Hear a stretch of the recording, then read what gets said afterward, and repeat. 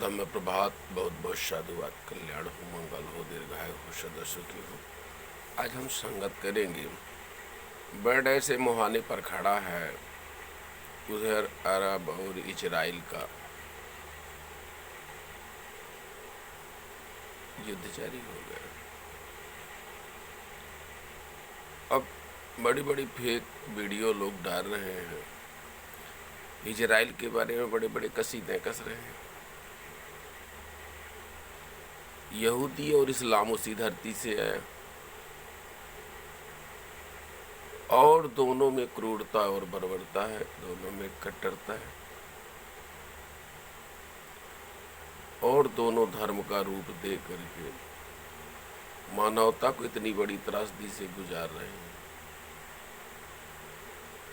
भारत तो वैसे ही आतंकवाद की मार झेल रहा है। दुनिया सबका सबसे बड़ा आतंकवाद मनुवाद है, वो भारत में। दुनिया का सबसे बड़ा आतंकवाद जातिवाद, वो भारत में। दुनिया का सबसे बड़ा आतंकवाद जो सामंतवाद है, वो भारत में। दुनिया का सबसे बड़ा आतंकवाद पूंजीवाद, वो भारत में।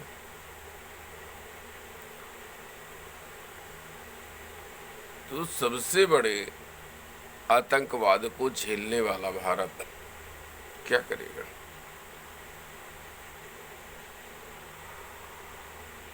विज्ञान की सदी में जी रहा है।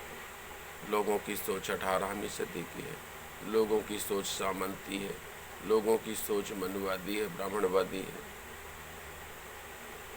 खा विज्ञान का रहा है, खा बुद्धों का रहा है, साधन सुविधाएं बुद्धों की ले रहा है, लेकिन मानसिकता उसकी वही क्रूरता और बर्बरता की है। वही पाशविकता की मानसिकता को लिए घूम रहा है। यही हाल कमोबेश उन कंट्रियों का है जो आपस में लड़ रहे हैं। वर्चस्वता की लड़ाई में आम जनमानस को घोर घोर के पीसा जाता है। ये क्या तरीका है? और उसमें भी छाती ठोकते। तुम्हारी बुद्धिमत्ता पर धिक्कार है, लानत है, जो तुम लोग युद्ध करते हो। अगर किसी की सीमा पर, अगर किसी का अधिकार हाक और हनन हो, तब ये माना जाए कि वो अपने डिफेंस में कर रहा है, अपने बचाव में कर रहा है, अपने अधिकार और सम्मान।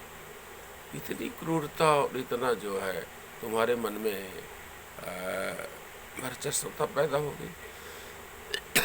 तुम मानो नहीं समझ पा रहे हो अपने आप को। अपने आप को समुचे मानवता का जनक मानते हो। ये मानते हो कि जैसा मैं करूँगा वो होगा। ये क्या तरीका है? अरे तुम अपने आप को मानो और ये मानो कि हम अपनी प्रकृति का एक हिस्सा है। तुम्हारा अहंकार और अंधा अहंकार पूरी मानवता को आग की विभीषिका में झेल रहा है। ये बात तुम्हारी समझ में नहीं आई। मणिपुर में देश जलता रहा, चाहे जितने भी कांड देख लो, देखो लगातार हो रहे हैं। देश का शासक खुद ही करवा रहा, सारे लोग चुप हैं। इसलिए हमें बुद्धि की ओर चलना है, परिवर्तन की ओर चलना। बुद्धि की ओर चलने का मतलब परिवर्तन की ओर चलना है, समय के साथ चलना है, समय के साथ व्यवस्थित रहना है, समय के साथ रहना होगा। और करुणा मैत्री ही एक ऐसा हथियार है जिससे समूचे मानव जगत को और प्राणियों को जीता जा सकता है।